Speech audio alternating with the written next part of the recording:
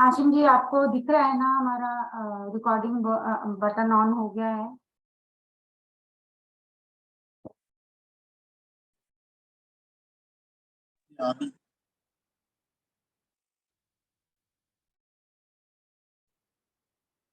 तो we were talking of various birth style charts कि किस तरह के कुंडली किस किस टाइप की हो सकती है, हमारा बर्थ चार्ट किस किस शेप का हो सकता है, जिसके ऊपर हम एस्ट्रोलॉजी जो है करते हैं, या जिसके बेसिस पे हम एस्ट्रोलॉजी को फाइंड आउट करते हैं, लर्न करते हैं, प्रेडिक्ट करते हैं, यूज करते हैं। तो ये वाला जो हमारा चार्ट है जिसके ऊपर हम ये वाली एस्ट्रोलॉजी, हमारी मेडिकल एस्ट्रोलॉजी हम करने जा रहे हैं, ये नॉर्थ इंडियन स्टाइल चार्ट है।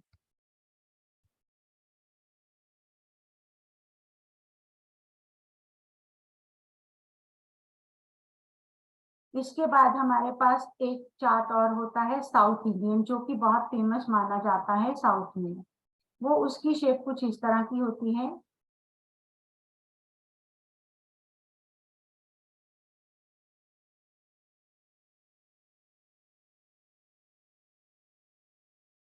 उसमें हमारे इस तरह से लाइंस ड्रॉ करी होती है, जैसे हमारे यहाँ हाउसेस बने हैं, यहाँ पर इस तरह से हाउसेस बने होते हैं।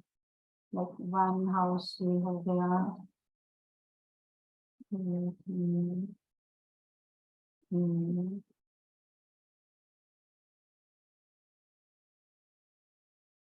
1 2 3 4 5 6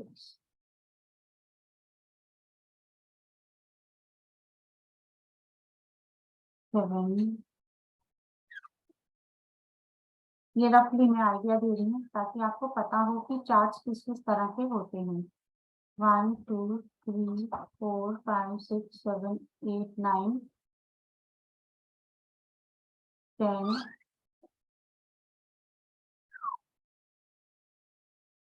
11।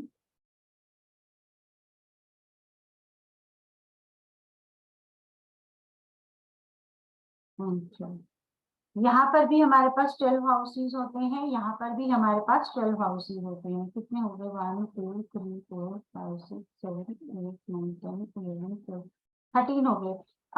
कुछ ड्राइंग में गड़बड़ हुई है जिसकी वजह से हमारे ज्यादा हाउसेज शो हो रहे हैं। 1 2 3 4 5 6 7 8 9 10। ओके, यहाँ 10 11 12 13 मीन्स इसमें एक लाइन हम कम कर देते हैं। और ये सिर्फ मैं आपको दिखाने समझाने के लिए कि किस तरह के चार्ट की शेप होती है वो बता रही हूँ। तो इस तरह से कुछ ये चार्ट होता है, और ये अब हमारा करेक्ट नहीं आएगा।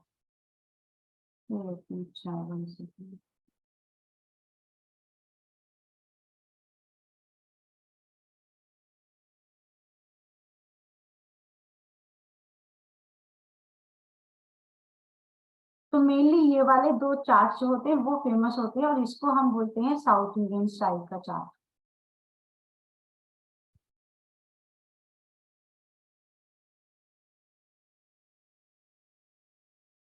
और हमारा ये वाला जो है मेन फोकस रहेगा, क्योंकि इसी के बेसिस पे हम पूरी ये एस्ट्रोलॉजी करेंगे। तो इसमें और इसमें डिफरेंस ये होता है कि यहाँ पर हाउसेस फिक्स होते हैं, यहाँ पर राशियां फिक्स होती हैं। कैसे? यहाँ से हम ये वाला जो है डिवीजन हमने जो करी है, ये हमारे हाउसेस को रिप्रेजेंट करेंगी कि एक बॉक्स में इतनी, ये एक स्क्वायर दिख रहा है, एक ट्रायंगल, फिर ट्रायंगल, फिर स्क्वायर। इनको हम क्या कहते हैं? हाउसेस बोलते हैं। ये हमारे बर्थ चार्ट के हाउसेस हैं। हमारे हिंदी में इनको भाव बोलते हैं, घर बोलते हैं। कि ये हमारा फर्स्ट हाउस है, फर्स्ट घर है, हमारा फर्स्ट भाव है। ये मेनली यहीं पे रहता है, फिक्स रहता है, कभी भी चेंज नहीं होता, और ये डिनोटेड भी नहीं होता हमारे बर्थ चार्ट में। हम खुद अंडरस्टूड करते हैं कि ये हमारा फर्स्ट हाउस है। इसको हम असेंडेंट बोलते हैं, लगन बोलते हैं, जिसके साथ कुंडली जो हमारी स्टार्ट होती है, और किसी भी नेटिव की जो लाइफ है इसके बेसिस पे स्टार्ट होती है, जो फर्स्ट हाउस में राशि आती है, जिसको हम लगन बोलते हैं। तो यहाँ पर ये हाउसेस फिक्स होते हैं। ये हमेशा फर्स्ट हाउस होता है, ये हमेशा सेकंड रहेगा, ये थर्ड, ये फोर्थ, ये फिफ्थ, ये सिक्स, ये seventh, eight, ninth, 10th, 11th और 12th। तो यहाँ पर जो है ये हाउसेस फिक्स्ड हैं, तो यहाँ पर कोई भी नंबर लिखा होगा आपकी कुंडली में, जब भी आप किसी सॉफ्टवेयर में अपना डेट ऑफ बर्थ, अपना टाइम ऑफ बर्थ, अपना प्लेस ऑफ बर्थ डालेंगे, वहां पर फीड करेंगे, तो आपके सामने एक कुंडली बनकर आएगी। उसके फर्स्ट हाउस में कोई नंबर लिखा होगा, जो नंबर लिखा होगा वो आपकी कुंडली का असेंडेंट होगा, वो आपके कैरेक्टरिस्टिक्स को मेनली रिप्रेजेंट करेगा, आपकी लाइफ के पैटर्न को मेनली शो करेगा। तो वो जो नंबर होगा यहाँ पर वो आपका असेंडेंट होगा। तो ये कुंडली जो मूव करेगी एंटी क्लॉकवाइज मूव करेगी। मान लेते हैं हम यहाँ पर हमारे पास 6 नंबर का असेंडेंट आ गया, तो जब कुंडली मूव करती है तो नेक्स्ट हाउस में कौन सा नंबर आएगा? 7 आएगा। फिर आगे बढ़ते हुए 8 आएगा, आगे बढ़ते हुए 9 आएगा। इसी तरह से पूरे नंबर यहाँ पर कंप्लीट होते हैं। 6 7 8 9 10 11 1 2 3 4 5 6 7। ये अब ये जो नंबर्स हैं ये क्या दिखाते हैं? हमने कहा कि हाउसेस के नंबर वहां पर शो नहीं होंगे, हमें खुद से समझना होगा कि ये फर्स्ट हाउस है, ये सेकंड हाउस है, ये थर्ड हाउस है, ये फोर्थ हाउस है, ये हमारा फिफ्थ हाउस है। लेकिन यहाँ पर जो नंबर लिखा है ये किसको रिप्रेजेंट कर रहे हैं? राशि को रिप्रेजेंट कर रहे हैं कि फर्स्ट हाउस में कौन सी राशि आ रही है। अब कौन सी राशि आ रही है उसके बारे में हम आगे बात करेंगे डिटेल में। अभी पहले ये समझ लेते हैं कि ये हमारा फर्स्ट हाउस है, इसमें राशि हमारी आ रही है 6 नंबर की। 6 नंबर की राशि होती है वर्गो यानी कि कन्या। और ये जो साउथ इंडियन चार्ट होता है इसमें भी हाउसेस बने हुए हैं आपके सामने, जो हमने एक डिविजन्स करी हैं वो हमारे हाउसेस हैं इस बर्थ चार्ट के अकॉर्डिंग। लेकिन यहाँ पर जो है फर्स्ट यहाँ से स्टार्ट होगा तो ये हाउस नहीं होगा, यहाँ पर राशियां फिक्स होंगी कि यहाँ पर 1 ही लिखा होगा हमेशा, यहाँ पर 2 लिखा होगा, यहाँ पर 3 लिखा होगा, यहाँ पर हमेशा 4 लिखा होगा, यहाँ पर हमेशा 5 लिखा होगा, 6 लिखा होगा एंड सो ऑन। इस तरह की जो नंबरिंग लिखी होगी वो राशियों को बताएगी, वो राशियों के बारे में नॉलेज देगी। यहाँ पर सारी राशियां फिक्स्ड है, यहाँ पर हाउसेस फिक्स है, इनमें राशियां चेंज होंगी। यहाँ पर जो राशियां फिक्स है हाउसेस चेंज हो सकते हैं। हाउसेस चेंज होने का मतलब कि हमारा अगर 6 नंबर का असेंडेंट है तो वो उसको डिनोट करने के लिए हम इस वाली राशि को मार्क कर देंगे कि ये हमारा असेंडेंट है, इस शेप में।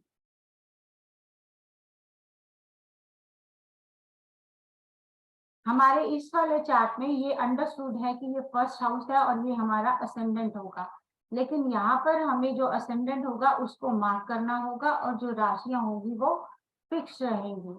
और यहाँ पर हाउसेस फिक्स है और राशियां मूवेबल हैं कि यहाँ पर कोई भी राशि हो सकती है। नेमली हमारे पास 12 राशियां होती हैं, तो 6 7 8 9 10 11 12 यहाँ पर आएगा हमारा। फिर 1 यहाँ पर आएगा क्योंकि 12 के बाद राशियां खत्म हो जाएंगी, फर्स्ट नंबर से हम फिर बढ़ेंगे आगे। 2 3 4 5 इस तरह से ये सारी राशियां जो है इसमें लिखी जाएंगी। और हाउसेस हमेशा वही रहेंगे जो हमने बात करी कि ये फर्स्ट हाउस है, ये सेकंड, ये थर्ड, ये फोर्थ, ये फिफ्थ, ये सिक्स, ये सेवंथ, ये 8 9 10 11 और 12 हाउसेस फिक्स रहेंगे। उनमें जो नंबरिंग आएगी वो राशियों की आएगी, वो राशियां चेंज हो सकती हैं। मेनली यही वाली राशि चेंज होगी और उसके बेसिस पे पूरा पैटर्न जो है वो चेंज हो जाएगा। लाइक अगर यहाँ पर 12 नंबर की राशि लिखी होती तो 12 के आगे हमारे पास 1 आएगा तो 1 यहाँ लिखेंगे, फिर सेकंड नंबर की राशि यहाँ लिखेंगे, थर्ड की यहाँ लिखेंगे, फोर्थ की यहाँ लिखेंगे। इस तरह से हम आगे बढ़ते जाएंगे। लेकिन साउथ इंडियन चार्ट में राशियां हमेशा फिक्स रहेंगी, इसी नंबर उनको इसी तरह से ही लिखा जाएगा। 1 2 3 4 5 6 7 8 9 10 11। इसमें एक और डिवीजन हम कर दें तो हम पूरी राशियों को यहाँ पर लिख सकते हैं।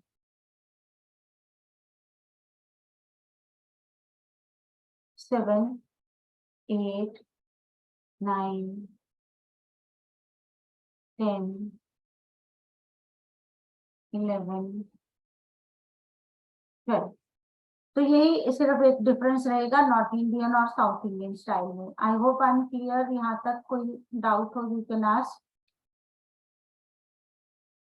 No, madam. Everything clear. Okay, now we rub off this chart because we don't need this one. इसके बाद हम एक और आपको बता देते हैं कि इंडिया में जो चलता है एक ईस्ट इंडियन स्टाइल भी होता है। हमारे बर्थ चार्ट का एक स्टाइल होता है जिसको हम कहते हैं east Indian style of birth chart. उसकी शेप कुछ इस तरह से होती है।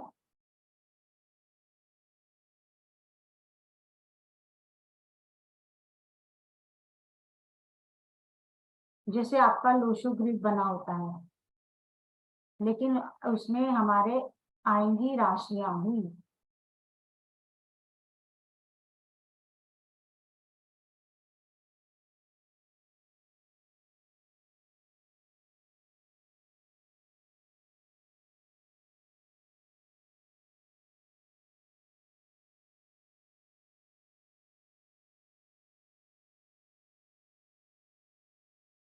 ये ईस्ट इंडिया में जो है फेमस है ये वाला चार्ट का पैटर्न। यहाँ पर इसके जैसा ही हाउसेस फिक्स है, तो यहीं से स्टार्ट होगा फर्स्ट हाउस। यहाँ पर राशि चेंज हो सकती है। ये फर्स्ट हाउस है, second, third, fourth, fifth, six, seventh, eight, 9, 10, 11 and 12।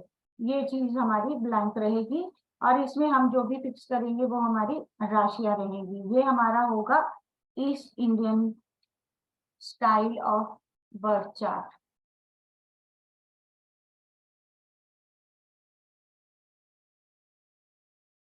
This one, ये हमारे ईस्ट इंडियन साइड पे जो है वहां पर फेमस रहता है। और एक हमारे पास हमने देखा है, मतलब हमारे इंडिया में उसको यूज नहीं करते, वो वेस्टर्न चार्ट कहलाता है जो कि काम आता है वेस्टर्न एस्ट्रोलॉजी के लिए। उसकी शेप कुछ इस तरह से होती है और उसमें डिविजन्स कुछ इस तरह से होती हैं। वो लोग लाइक दिस,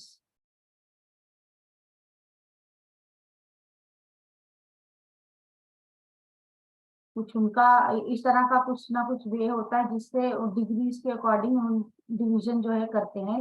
लेकिन जो चार्ट होता है वो स्क्वायर शेप का होता है और वो वेस्टर्न एस्ट्रोलॉजी में ही काम आता है, तो हमारे लिए उसका कोई यूज नहीं है। ये सिर्फ आपको जनरल नॉलेज देने के लिए कि आपको पता हो आप एस्ट्रोलॉजी कर रहे हैं तो किस किस तरह के चार्ट से आप मुखातिब हो सकते हैं या आपको दिखने में आ सकते हैं। आई होप यहाँ तक हम क्लियर हैं, इसमें कोई डाउट नहीं होनी चाहिए क्योंकि ये सिंपल ही था हमारा टॉपिक। तो अब हमने बात करी है कि इसके बेसिस पे हम एस्ट्रोलॉजी करने जा रहे हैं। जो हमने यहाँ पर अपने चार्ट में देखा, ये हमारा reference chart for fixed house numbers हैं कि हाउसेज आर ऑलवेज फिक्स्ड। जैसे मैंने अभी आपको बताया कि यहाँ पर जो नंबरिंग दी गई है ये बताने के लिए कि आपको ये याद रहे कि कौन सा हाउस है। ये वाला हमेशा फर्स्ट हाउस रहेगा, ये सेकंड रहेगा, ये थर्ड रहेगा, ये फोर्थ रहेगा, fifth, sixth and so on. 12 यहाँ पर जाकर कंप्लीट करता है कि पूरे यहाँ पर हाउसेज जो है कंप्लीट हो जाते हैं। 12 हाउसेज हमारे बर्थ चार्ट में 12 हाउसेज होते हैं। और जो कुंडली फर्स्ट नंबर से भी, क्योंकि हमारी राशियां भी फर्स्ट नंबर से शुरू होकर 12 नंबर तक होती हैं, 12 राशियां होती हैं हमारे पास। और हमने ये कहा कि हमारी फर्स्ट हाउस में जो भी नंबरिंग लिखी होगी वही वाली राशि हमारा असेंडेंट बनेगी। तो अगर यहाँ पर 1 लिखा होगा तो भी तो हमारा कोई चार्ट बनेगा, वो फर्स्ट नंबर की राशि का चार्ट बनेगा। फर्स्ट नंबर हमारा असेंडेंट होगा जो कि एरियल असेंडेंट कहा जाएगा। और इवन रेफरेंस चार्ट है तो कालपुरुष की कुंडली नेचुरल जोडिक चार्ट भी इसी से स्टार्ट होता है। जो कुंडली की बेस, कुंडली का बेसिक जो पैटर्न है वो यही है कि 1 से स्टार्ट होके 12 तक हमारी राशियां जो यहाँ पर फिक्स हो सकती हैं।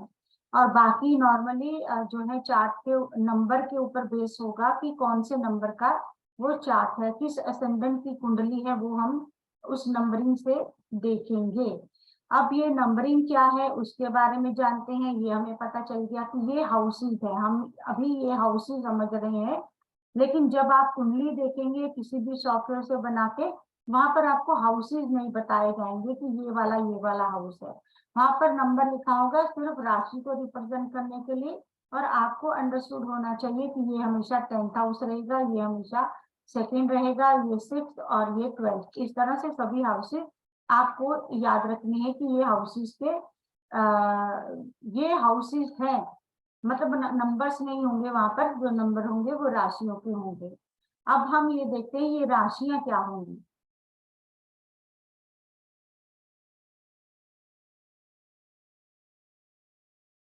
तो ये हमारी राशि चार्ट है। ये फर्स्ट नंबर की राशि हमारी एरीज रहती है, जिसको हम मेष बोलते हैं, और 1 नंबर जो है वो एरीज को ही डिनोट करेगा। मीन्स अगर आपकी कुंडली में 1 नंबर कहीं पे भी लिखा है तो आपको अंडरस्टूड रहेगा कि वहां पर एरीज की बात हो रही है। वहां पर कौन सी राशि फॉल कर रही है? एरीज राशि फॉल कर रही है। सेकेंड नंबर जो है वो टॉरस राशि को दिया गया है, जिसको वृषभ बोलते हैं। थर्ड नंबर जेमिनी साइन यानी कि मिथुन को दिया गया है। तो थर्ड देखेंगे हमें समझ आ जाएगा कि मिथुन राशि की बात होगी। कैंसर और कर्क जिसको हिंदी में बोलेंगे उनको कौन सा नंबर अलॉटेड है? 4 नंबर। 5 नंबर लियो और सिंह जिसको हिंदी में बोलते हैं उनका है। 6 नंबर जो है वो वर्गो और जिसको हिंदी में कन्या बोलते हैं उनका है। 7 नंबर जो है लिब्रा यानी कि तुला राशि का है। 8 नंबर स्कॉर्पियो यानी कि वृश्चिक राशि का है। 9 नंबर सैजिटेरियस यानी कि धनु राशि का है। 10 नंबर जो है वो कैप्रिकॉन यानी कि मकर राशि का है। 11 नंबर जो है वो एक्वेरियस यानी कि कुंभ राशि का है। 12th नंबर जो है वो पाइसिस यानी कि मीन राशि का है। मीन्स यहाँ पर जो राशियां दिख रही हैं उनके कॉरेस्पॉन्डिंग नंबर्स उनको अलॉटेड है। इन नंबर्स को देखकर हमें पता चल जाएगा कि ये किस राशि की बात हो रही है, क्योंकि चार्ट में ऐसे राशियों के इस तरह से नाम नहीं लिखे जाएंगे। तो जिस तरह से हमने यहाँ देखा कि हमारे पास 12 हाउसेज हैं, यहाँ हम देखा हमारे पास 12 हाउसेज हैं। इन 12 हाउसेज में 12 राशियां भी हैं, क्योंकि हर हाउस में एक राशि को बिठाना होगा, बैठना होगा, वहां पर प्लेस होना होगा। तो हमारे पास जो 12 राशियां जिनको अभी हमने देखा वो 12 राशियां हैं, और ये हमारे 12 हाउसेज हैं। और चलते ही साथ में ही हम ये भी समझ लेते हैं कि हर राशि जो है उसका एक लॉर्ड है, उसका एक रूलिंग प्लैनेट है। एक प्लैनेट इस राशि को रूल करता है, क्योंकि राशि खुद से कोई काम नहीं कर पाती, और कुंडली में हमेशा जो है हमारे प्लैनेट्स काम करते हैं। मतलब जो भी मूवमेंट होती है वो हमारे प्लैनेट्स की होगी, क्योंकि राशि एक बार प्लेस हो गई तो वो वहीं पे हमेशा के लिए रहेगी, till from birth till death. लेकिन जो मूवमेंट होगी वो प्लैनेट्स की होगी, ट्रांजिट के बेसिस पे या किसी तरह से भी हम आगे देखेंगे। तो जो राशि है उसका एक अधिपति है, उसका एक लॉर्ड है, उसका एक राशि का स्वामी है। तो यहाँ पर हर राशि का स्वामी सामने लिखा हुआ है कि एरीज का स्वामी मार्स और जिसको हिंदी में मंगल कहते हैं वो है। और एरीज के साथ साथ मार्स किस सौर को रूल करते हैं? स्कॉर्पियो यानी कि वृश्चिक साइन को, इसको भी मार्स और यानी कि मंगल रूल करते हैं।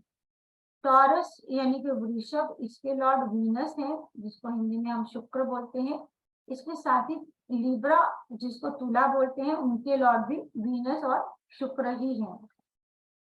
थर्ड राशि हमारी जेमिनी जिसको हिंदी में हम मिथुन बोलते हैं, और उसका लॉर्ड जो है वो मरकरी यानी कि बुध है।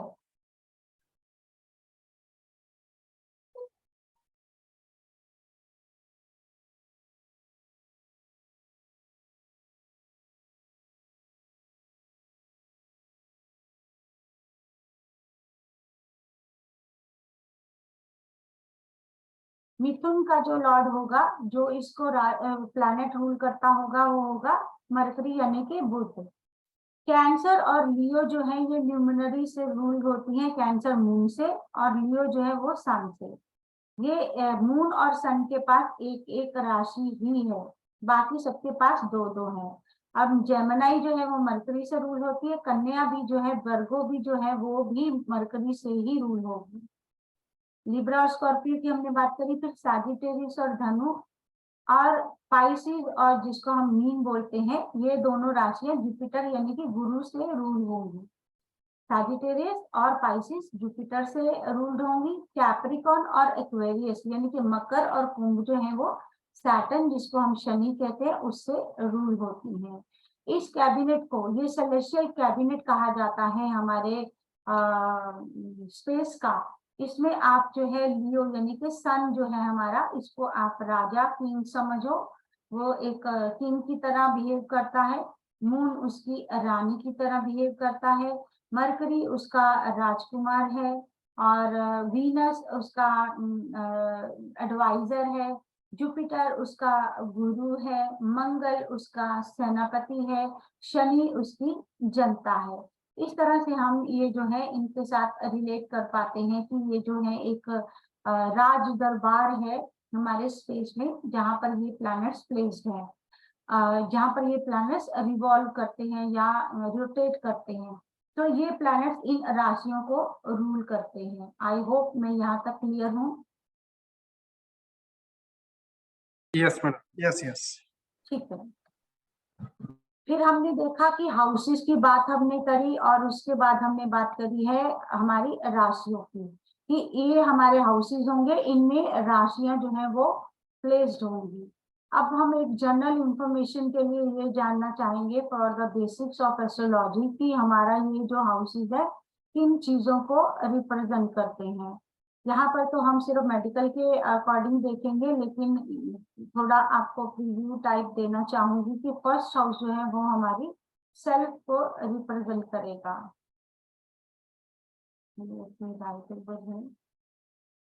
ये हमारे सेल्फ को रिप्रेजेंट करेगा। फर्स्ट हाउस से हम अपने बारे में जो भी जानना चाहेंगे, जो भी सोचना चाहेंगे, जो भी पूछना चाहेंगे, वो हम अपने बारे में यहाँ से पूछेंगे। अपनी इमेज के बारे में, अपनी लुक्स के बारे में, अपनी ब्रेन पावर के बारे में, अपने नेम एंड फेम के बारे में, अपने इंटरेस्ट के बारे में, अपने थॉट प्रोसेस के बारे में, खुद के बारे में हमें जो भी जानना है वो हम फर्स्ट हाउस से चेक करते हैं। सेकेंड हाउस जो है वो हमारे, हम इसको बोलते हैं तनु भाव, इसको बोलते हैं धन भाव। तो यहाँ से हम क्या देखते हैं, मनी एंड स्पीच को। तो यहाँ पर आप इसको मनी हाउस बोल सकते हो। इस सेकेंड हाउस से हम अपने फाइनेंसिस को, अपनी सेविंग्स को देखते हैं। अपनी फैमिली को, जो हमारी पैटर्नल फैमिली जिसमें आपके चाचा ताऊ कजन सब होते हैं, उस फैमिली को यहाँ से देखा जाता है। और हमारी स्पीच को भी यही हाउस रिप्रेजेंट करता है। हमारे इमूवेबल जितने भी एसेट्स होंगे, सॉरी मूवेबल जितने भी एसेट्स होंगे वो यहाँ से, हमारी ज्वेलरी है, हमारी एफडी है, हमारी किसी भी तरह का बैंक बैलेंस है, कुछ भी जो भी आपके पास हो वो चीज हम यहाँ से देखते हैं, समझते हैं। फिर हमारे पास थर्ड हाउस आता है। तो थर्ड हाउस जो है वो हमारी करेज का हाउस कहा जाता है, कि हमारे अंदर कितनी करेज है किसी भी चीज को हैंडल करने की, समझने की, लाइफ को चैलेंज करने की। जो भी हमारे अंदर शक्तियां हैं, जो एनर्जी है, वो यहाँ से देखी जाती है। यहाँ से हम अपने सिबलिंग्स, छोटे भाई बहनों को देखते हैं। शॉर्ट डिस्टेंस ट्रैवल यहाँ से देखी जाती है। हमारी नेटवर्किंग यहाँ से देखी जाती है। हमारे रिलेटिव्स जो है, हमारे नेबर्स जो है, वो यहाँ से हम चेक करेंगे। नेक्स्ट हमारा आता है फोर्थ हाउस, जो मेनली मदर को रिप्रेजेंट करता है। हमारी मदर के लिए हम फोर्थ हाउस देखेंगे। मदर के लिए कुछ भी जानना है, फोर्थ हाउस से हम जानेंगे। मदर के साथ साथ ये हमारे मूड एंड माइंड का भी हाउस है। ये हमारे इमोशंस का हाउस है। ये हमारी प्रॉपर्टीज का हाउस है। ये साथ ही हमारे व्हीकल्स का हाउस है। हमारी इनर पीस, हमारी डोमेस्टिक पीस यहाँ से हम चेक करेंगे। देन हमारे पास फिफ्थ हाउस है। ये हमारी एजुकेशन, हमारी intelligence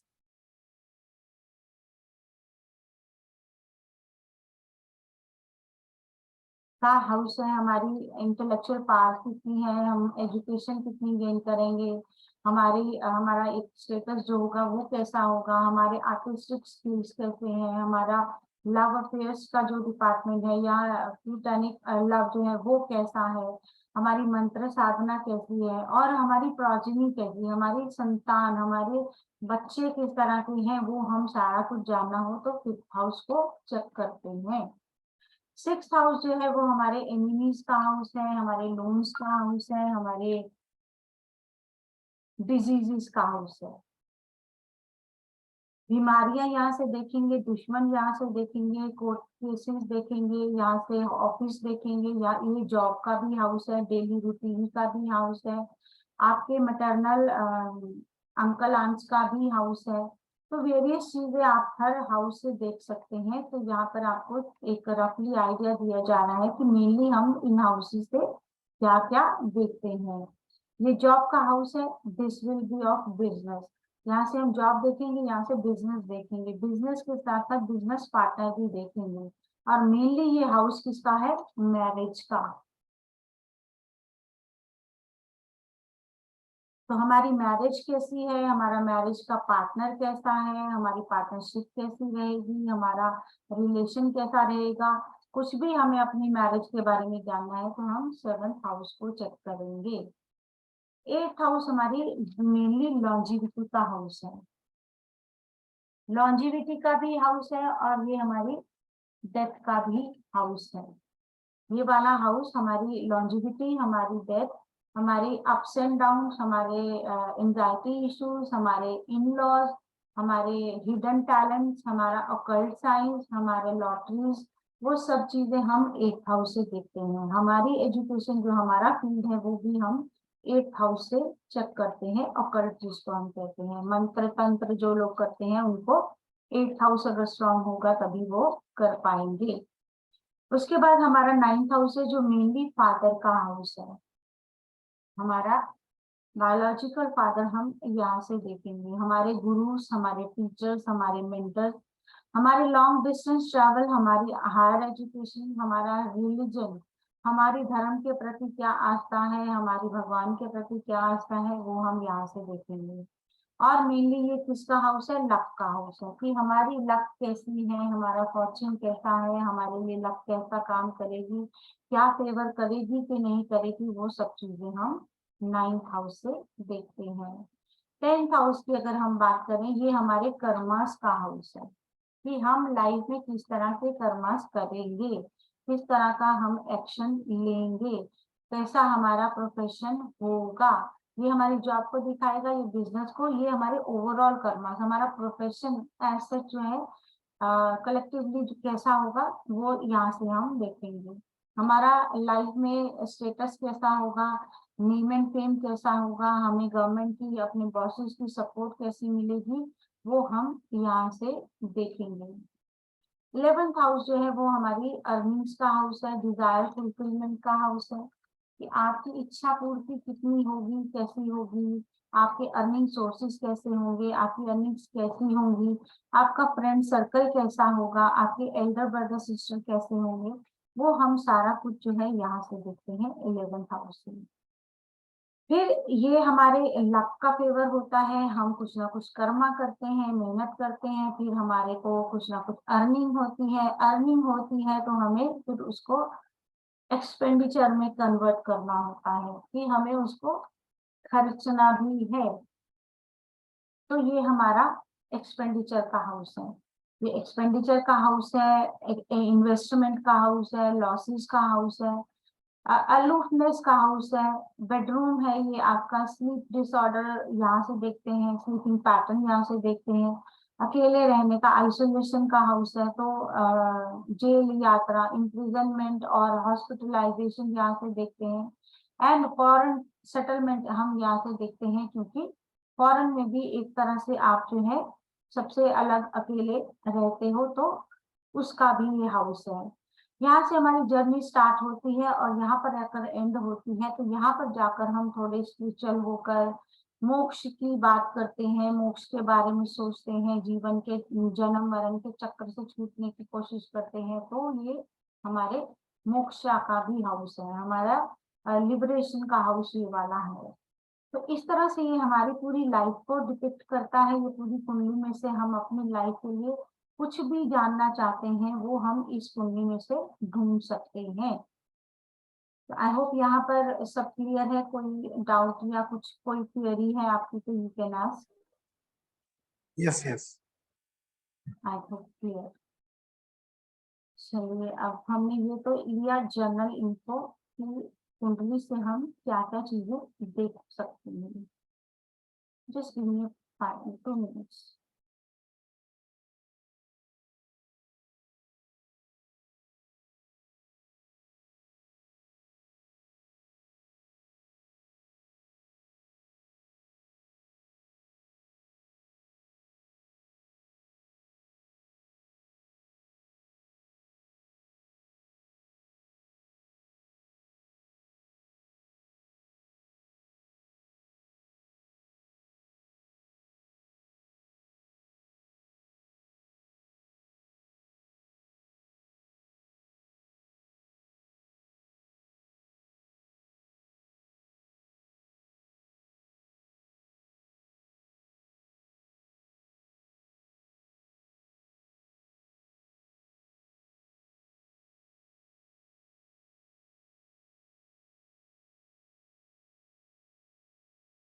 So after this birth chart, we come to our birth chart, means medical astrology से हम क्या क्या देख सकते हैं इन हाउसेस से।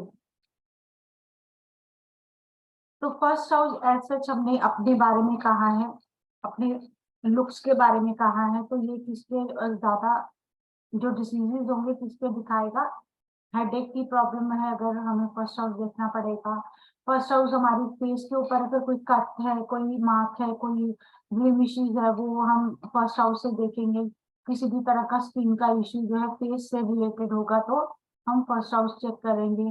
ये हमारी ब्रेन पावर्स को या हमारी थॉट पैटर्न को भी दिखाता है। तो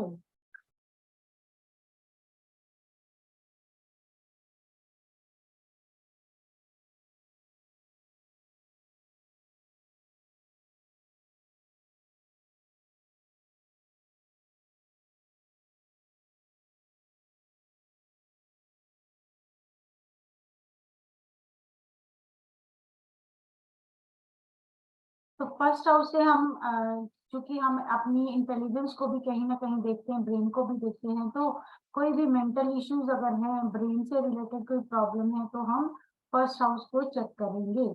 हेयर की प्रॉब्लम होगी तो भी हम फर्स्ट हाउस को चेक करेंगे।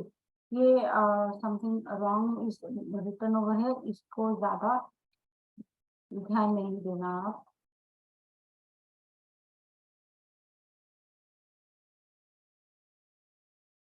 तो फर्स्ट हाउस से हम हेडेक जैसी प्रॉब्लम, फेस के इश्यूज, स्किन के issues, mental issues, brain related problems और हेयर को फर्स्ट हाउस से चेक करेंगे। सेकेंड हाउस हमारी राइट आई की प्रॉब्लम को दिखाएगा, क्योंकि सेकेंड हाउस राइट आई को भी रिप्रेजेंट करता है, उसका भी सिग्निफिकेटर है। तो अगर कोई राइट आई में प्रॉब्लम होती है तो सेकेंड हाउस देखना होगा। डेंटल प्रॉब्लम है तो सेकेंड हाउस देखना होगा। थ्रोट की प्रॉब्लम है तो हम सेकेंड हाउस को चेक करेंगे। थर्ड हाउस से हम राइट साइड की बॉडी पार्ट्स को चेक करते हैं। तो right year, right hand, right arm और राइट शोल्डर, ये सारी चीजें हम जो है थर्ड हाउस से देखेंगे। अगर यहाँ पर अगर इस तरह की कोई बॉडी की प्रॉब्लम है तो हम थर्ड हाउस को चेक करेंगे। फोर्थ हाउस से हमें कौन कौन सी प्रॉब्लम्स दिखेंगी, वो होंगी हार्ट से रिलेटेड, चेस्ट से रिलेटेड, ब्रेस्ट से रिलेटेड, लंग से रिलेटेड। और हमने ये बात करी कि फोर्थ हाउस इमोशंस का होता है, तो डिप्रेशन भी हम यहाँ से चेक कर पाएंगे कि अगर किसी को डिप्रेशन है तो आप फोर्थ हाउस से भी देखोगे, फिफ्थ से भी, क्योंकि फिफ्थ की हमने बात करी कि वो भी हमारी इंटेलिजेंस का हाउस है। तो ब्रेन से, दिल से, दोनों तरह से डिप्रेशन हो सकता है, तो फोर्थ और फिफ्थ दोनों ही हम डिप्रेशन के लिए चेक करेंगे। अब ये फोर्थ हाउस हमने इन चीजों के लिए चेक किया है। और फिफ्थ हाउस जो होगा वो हम बेली की प्रॉब्लम्स हैं, अपर बेली की, या ब्रेन से रिलेटेड कुछ इश्यू, डिप्रेशन से रिलेटेड, या स्टमक से रिलेटेड कुछ इश्यू हैं जो वो हम फिफ्थ हाउस से देखेंगे। मेनली अपर जो पार्ट्स ऑफ द स्टमक जो होंगी। सिक्स्थ हाउस जो होगा वो हमारी किडनी की प्रॉब्लम्स, लिवर की प्रॉब्लम्स, इंटेस्टाइन्स की, एसिडिटी की, या मेनली जो लोअर स्टमक की प्रॉब्लम्स होंगी वो भी हम सिक्स्थ हाउस से देखेंगे। 7th हाउस हमारे प्राइवेट ऑर्गन्स की प्रॉब्लम्स, यूरिनरी प्रॉब्लम्स, पाइल्स को भी हम यहाँ से कनेक्ट करके चेक करेंगे। पाइल्स के लिए ये भी देखेंगे और ये वाला भी देखेंगे। ये lower part of the stomach रहेगा जो प्राइवेट ऑर्गन्स और पाइल्स जैसे इश्यूज के लिए चेक करना होगा। 9th हाउस से हम थाई एरिया की प्रॉब्लम्स को चेक करेंगे। 10th हाउस से हम नी की प्रॉब्लम, नी के जॉइंट्स की प्रॉब्लम जो है वहाँ 10th हाउस से हम देखेंगे। 11th हाउस जो होगा वो लेग्स, लोअर लेग्स की प्रॉब्लम दिखाएगा। लेफ्ट ईयर, ये वाली साइड राइट है, ये वाली साइड लेफ्ट है।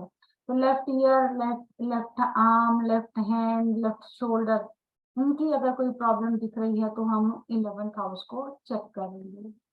12th हाउस को हमने बात किया कि वो स्लीप पैटर्न का हाउस है, तो बेड प्रेशर का, स्लीपिंग पैटर्न का हाउस, अगर डिस्टर्बेंस कोई है तो हमें 12th हाउस देखना होगा।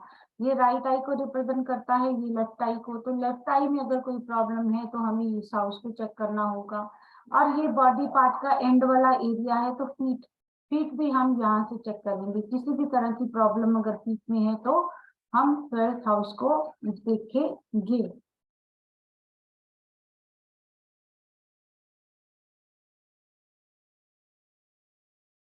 अब हमने बात करी कि हमने हाउसेस से डिजीज देखे, लेकिन प्लैनेट्स जो हैं वो भी हमने कहा कि कुंडली में जो बैठेंगे प्लैनेट्स बैठेंगे।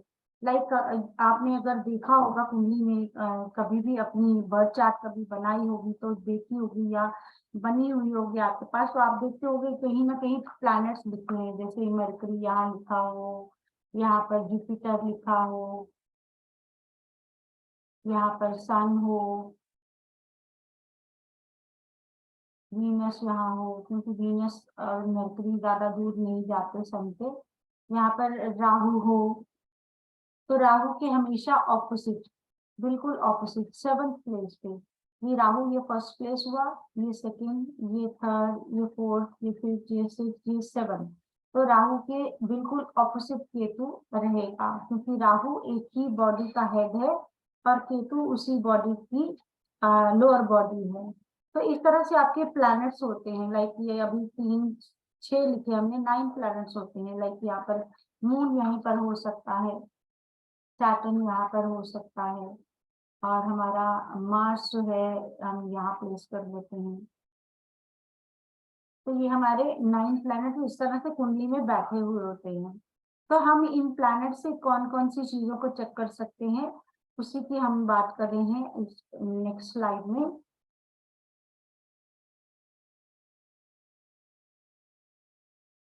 कि हर प्लैनेट जो है उसके साथ कौन सा हम जोड़कर देखेंगे इशू, कौन सी हेल्थ प्रॉब्लम हम चेक करेंगे प्लैनेट के बेसिस पे। सन से हम हार्ट की प्रॉब्लम्स को जोड़कर देखेंगे। बोन्स में अगर कोई इश्यू है तो सन में प्रॉब्लम हो सकती है, सन अफेक्टेड हो सकता है, या सन की वजह से कोई प्रॉब्लम रहना जो है, बोन्स की प्रॉब्लम रहना सन का एट्रीब्यूट हो सकता है।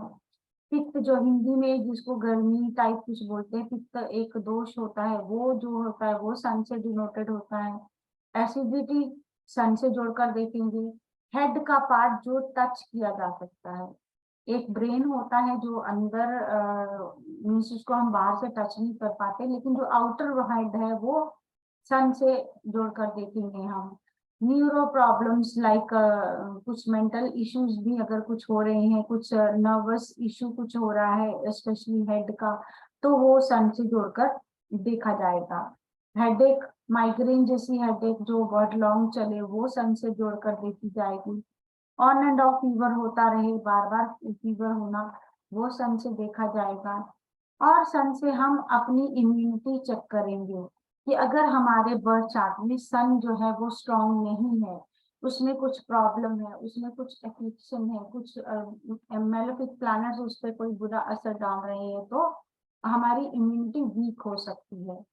अगर हमारा सन है वो स्ट्रांग है तो हमारी इम्यूनिटी स्ट्रांग रहेगी। कि जो सन है वो इम्यूनिटी को भी डिनोट करता है। तो हमारी इम्यूनिटी कैसी है, कैसी हम जल्दी से कोई डिजीजेस पकड़ लेते हैं। कुछ लोगों को आपने देखा होगा कि मौसम बदलता है तो वो बहुत जल्दी किसी ना किसी डिजीज के चपेट में आ जाते हैं। चाहे वो कोल्ड एंड काफी क्यों ना हो, तो उनकी इम्यूनिटी वीक होती है। उनको मतलब कोई भी प्रॉब्लम, अभी वायरल चला, कुछ भी हुआ, तो उनको बहुत जल्दी पकड़ लेगा। जिनको इम्यूनिटी जो होगी वो वीक होगी, और जिनकी इम्यूनिटी स्ट्रांग होगी वो कुछ ना कुछ बचाव उनका हो जाएगा, बहुत जल्दी उनको डिजीज नहीं पकड़ेगा। तो ये इम्यूनिटी किस पे डिपेंड करेगी? सन के ऊपर। अगर सन स्ट्रांग है तो इम्यूनिटी स्ट्रांग है, अगर सन वीक है तो उसकी इम्यूनिटी वीक होगी, जिस रिलेटिव की हम बात करेंगे। अब इस सन को चेक करने के लिए भी एक रूल होता है हमारे पास, हर प्लैनेट को चेक करने के लिए रूल होता है। तो वो रूल कहता है कि अगर सन 6th हाउस, 7th हाउस और 8th हाउस में प्लेस्ड है तो सन कहीं ना कहीं गलत अपने इफेक्ट दे सकता है, अपने से जुड़ी हुई प्रॉब्लम्स को दे सकता है, या इसमें प्लेस होने से दे सकता है, ये प्लेसमेंट पे डिपेंड करेगा, या फिर वो अपने एनिमी प्लैनेट्स के साथ हो, जिसको राकेश कहते हैं। राकेश कैसे कहते हैं वो मैं अभी आपको लिख कर ही पूरा समझाती हूँ। तो पहले ये समझ लीजिए कि RA जो है वो राहु का लिया गया है, KE जो लिया गया है वो केतु का, और SH जो है वो शनि का। अब इस टॉपिक में अगर मैं ये बताऊं कि एनिमी प्लैनेट्स का क्या मतलब है, तो इसका रूल भी हम यहीं पे समझ लेते हैं, ताकि हमें बाकी चीजें समझना आसान रहे। कि पहले हमारे पास फ्रेंडशिप और एनिमीज का चार्ट है। हमने बात करी कि हमारे पास 9 प्लैनेट्स होते हैं। 9 प्लैनेट्स में से sun, moon, Mars, Jupiter, Mercury, Venus, Saturn, ये 7 प्लैनेट्स हैं जिनकी फिजिकल बॉडीज हम स्पेस में देख सकते हैं। मतलब इनकी फिजिकल एक्सिस्टेंस रहती है, हम इनको आंखों से देख सकते हैं। लेकिन राहु और केतु जो है वो छाया ग्रह हैं। छाया ग्रह हैं, नोड्स हैं मून के। राहु नॉर्थ नोड है और केतु साउथ नोड है, और इनकी जो है फिजिकल बॉडी कोई नहीं है, इसलिए इनको कोई राशि नहीं मिली है और कोई हाउस नहीं मिला है। बाकी सब प्लैनेट्स को राशि भी मिली है और हाउस की ओनरशिप भी मिलती है। जिस हाउस में ये प्लेस होंगे या इनकी राशि जिस हाउस में प्लेस होगी उस हाउस को ये लोग ओन करते हैं। लेकिन राहु केतु को कोई राशि या कोई हाउस नहीं मिलता। ये जिसकी राशि में बैठेंगे, जिसके भाव में बैठेंगे, जिसके हाउस में बैठेंगे, वैसा काम करेंगे। जिनका इनके साथ कनेक्शन बनेगा उनके जैसे ये बिहेव करेंगे। अपना ये कुछ ज्यादा इनका जो है अपना इंडिपेंडेंट कोई रिजल्ट नहीं देखा जाता। तो ये वाले हमारे हो गए फिजिकल प्लैनेट्स यहाँ तक, और राहु और केतु छाया ग्रह हैं। लेकिन यहाँ पर हम बात कर रहे हैं फ्रेंडशिप और एनिमिटी के चार्ट की, कि इनमें से दोस्ती किसकी है, दुश्मनी किसकी है, कौन मिलकर अच्छा काम कर सकता है, कौन गलत काम कर सकता है। तो यहाँ पर कैटेगराइज किया गया है इनको 3 कैटेगरीज में। एक कैटेगरी है देवता यानी कि शुभ बेनिफिक प्लैनेट्स, और एक है हमारा राक्षस यानी कि मैलेफिक प्लैनेट्स। राक्षस जो है वो बैड प्लैनेट्स कह सकते हो आप इनको, अशुभ जिसको बोलते हैं। और एक हमारे पास शुभ प्लैनेट्स है। और तीसरी कैटेगरी हमारे पास न्यूट्रल की है, कि ना तो ये देवतास में आते हैं ना राक्षस में आते हैं, लेकिन ये जिसके साथ जाते हैं वैसे हो जाते हैं। कि अगर देवतास के साथ इनका कोई कनेक्शन बन जाए तो ये देवता जैसे हो जाएंगे, और अगर इनका राक्षस के साथ कोई कनेक्शन बन जाए तो ये राक्षस जैसा बिहेव कर सकते हैं। तो अब देवता और राक्षस की एनिमिटी रहती है, क्योंकि देवता हम जनरली भी ये बात समझते हैं कि अगर कोई अच्छा इंसान है उसकी बुरे इंसान से दोस्ती नहीं हो सकती। तो देवता और राक्षस जो है वो एक दूसरे को एनिमी मानते हैं। और ये मरकरी जो है वो न्यूट्रल रहता है, जिसके साथ जाता है वैसा हो जाता है। अभी के लिए इतना ही समझते हैं। तो अभी हमारा जो टॉपिक चल रहा था कि हमने कहा सन का जो रूल हमने पढ़ा, तो वो अगर सन जो है 6th हाउस में, 7th हाउस में, 8th हाउस में अगर प्लेस होगा तो वो अपनी से रिलेटेड प्रॉब्लम्स जो है वो हमें दे सकता है। या फिर सन की कनेक्टिविटी किसके साथ हो? राकेश के साथ। आर से राहु, के ई से केतु, एस से शनि। तो ये 3 प्लैनेट्स के साथ अगर सन की कनेक्टिविटी किसी भी तरह से होती है तो वो क्या करेगा? वो अपने से रिलेटेड जो प्रॉब्लम्स है सन वो दे सकता है। इवन राहु से जुड़ी भी दे सकता है। मीन्स अभी हम सिंपली सभी प्लैनेट्स की बात करेंगे तो सन की बात कर रहे हैं कि सन का अगर कनेक्शन राहु, केतु, राहु,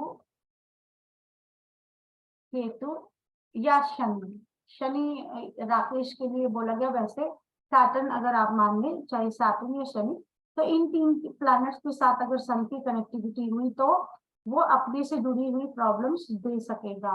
और हमने रूल जो पढ़ा वो कहता है कि अगर सन जो है 6th हाउस में या 7th में या 8th में प्लेस होगा तो वो बैड प्लेसमेंट उसकी हो जाएगी, वो अपने से जुड़ी प्रॉब्लम्स दे सकेगा।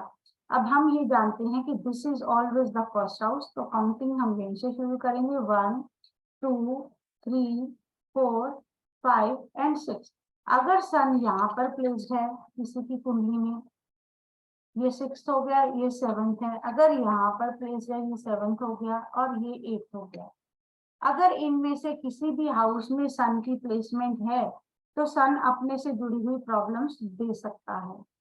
इसके साथ ही सन का अगर कनेक्शन राहु केतु शनि से हो जाता है तब भी सन अपने से जुड़ी हुई प्रॉब्लम्स दे सकता है।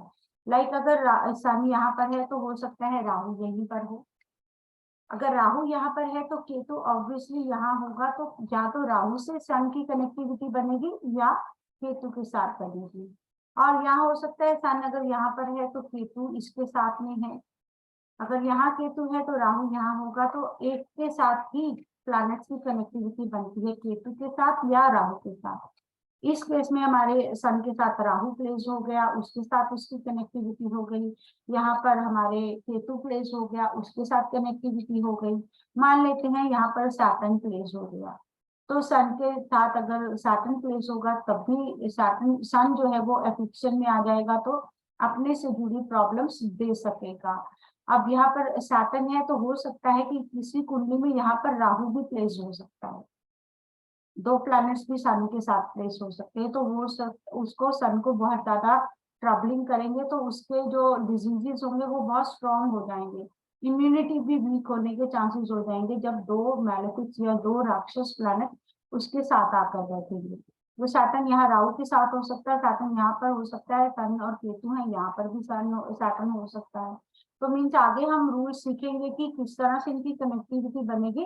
फिलहाल के लिए हम इनकी प्लेसमेंट के साथ ही इनकी कनेक्टिविटी चेक कर रहे हैं कि अगर इनके साथ राहु केतु शनि का रिलेशन बनता है सन के साथ, तो सन अपने से जुड़ी हुई प्रॉब्लम जो कि हमने चेक किया है, स्टमक की प्रॉब्लम, एसिडिटी की, फीवर की, वीक इम्यूनिटी की, हेडेक की और हार्ट की, बोन की, ये सारी प्रॉब्लम्स जो है हो सकती हैं अगर सन जो हमारा या तो इन बैड हाउसेज में हो या इन बैड प्लैनेट्स के साथ हो। और बैड प्लैनेट्स के लिए ये नहीं है कि सन को इन्हीं जगहों पर होना चाहिए, सन यहाँ पर भी हो सकता है, उसमें बैड प्लेसमेंट नहीं आएगी, लेकिन अगर राहु यहाँ होगा तो केतु यहाँ आ जाएगा, तो सन के साथ केतु का रिलेशन बन जाएगा, यहाँ पर भी जो है सन से रिलेटेड इश्यूज होने के चांसेस बन जाएंगे। फिर मान लेते हैं सन अगर यहाँ पर प्लेस है और इसके साथ ही सैटर्न भी प्लेस है, तो यहाँ पर भी वो एफ्लिक्शन में आ जाएगा, तो सन से जुड़ी हुई प्रॉब्लम्स हो सकती हैं। तो कहीं पे भी प्लेस हो राहु केतु शनि के साथ तो हर जगह ही प्रॉब्लम देगा, लेकिन सन अगर यही 6th हाउस में, 7th में, 8th में है तो उसकी प्लेसमेंट बताती है कि वो अपने से जुड़ी हुई डिजीजेस दे सकता है, क्योंकि ये उसकी प्लेसमेंट बैड है, अच्छी नहीं है। ये समझ आया आपको? कोई इसमें डाउट है तो पहले ये क्लियर कीजिए। Right. It's okay, madam. Clear? Yes, yes, clear. Okay, तो आई थिंक 10:30 हो गए हैं हमारे। Let's do one more and then we close to this class. अब हमने ये सन से देखा कि सन ये प्रॉब्लम्स दे सकता है। नेक्स्ट हमारा है मून। मून के साथ हम कौन कौन से डिजीजेस को जोड़कर देख सकते हैं। मून हमारा लंग्स की प्रॉब्लम्स को दे सकता है, साइनस की इश्यू को दे सकता है, कोल्ड एंड कफ को दे सकता है, ट्यूबरकुलोसिस ये दे सकता है, आस्थमा की प्रॉब्लम जो है वो मून से देखी जाएगी, कोई ब्रीथिंग इश्यू है वो मून से देखेंगे, इंसोम्निया नींद नहीं आना वो चीज भी हम मून से जोड़कर देखेंगे, माइंड एंड मूड के जो इश्यूज रहते हैं वो हम मून से जोड़कर देखेंगे, साइकेट्रिक इश्यूज जितने होंगे वो मून से देखे जाएंगे। वाटर रिलेटेड इश्यूज जो होंगे बॉडी में वो मून से देखे जाएंगे। कई बार आपने सुना होगा डिहाइड्रेशन ही हो जाती है कुछ लोगों को, उसकी वजह से लोग बीमार पड़ जाते हैं, तो वो भी हम मून से चेक करेंगे। अब ये प्लेसमेंट जो थी ये सन के लिए बैड थी। मून के लिए 6th, 8th और 12th पोजीशन जो है वो बैड है, और या उसका कनेक्शन राकेश यानी कि राहु केतु या शनि के साथ बने तो वो बैड इन्फ्लुएंस देगा। अपनी प्रॉब्लम्स, अपने से जुड़ी हुई जो प्रॉब्लम्स है वो तब देने के काबिल बन जाएगा जब उसकी प्लेसमेंट बैड होगी या फिर उसकी कनेक्टिविटी बैड होगी। तो इसको भी हम समझ लेते हैं।